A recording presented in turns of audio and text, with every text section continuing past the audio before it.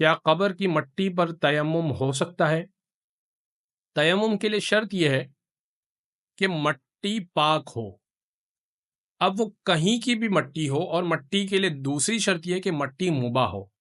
اب وہ کہیں کی بھی مٹی ہو، مباح ہو سے مراد یہ نہیں کہ اس شخص جس کے قبضے میں وہ مٹی ہے اس نے اجازت دی ہو کہ آپ یہ استعمال کر لیں، تو پاک مٹی ہو، مباح مٹی ہو۔ مثال کے طور پر میرے گھر کے لان کی مٹی ہے اور کوئی شخص وہاں پر آ کر وہاں سے تیمم کرنا چاہے تو اس کو چاہیے کہ وہ مجھ سے اجازت۔ اسی طرح اگر قبر کی مٹی سے آپ تیمم کرنا چاہتے ہیں تو جس کی قبر ہے تو اس کے ورثہ سے یا اس کے آس پاس جو ہے ان سے آپ کو اجازت، یعنی آس پاس سے مراد جو اس کا مالک یا وارث ہے اس سے آپ کو اجازت لینا پڑے گی۔ قبر کی مٹی سے تیمم تو ہو جائے گا، لیکن جو اس کا مالک ہے اس سے آپ کو اجازت لینا پڑے گی۔ تو دو شرطیں ذہن میں رہے، مٹی پاک ہو، مٹی مباح ہو۔ ویسے تو شرطیں اور بھی ہیں لیکن یہ دو موٹی شرطیں آپ ذہن میں رکھیں۔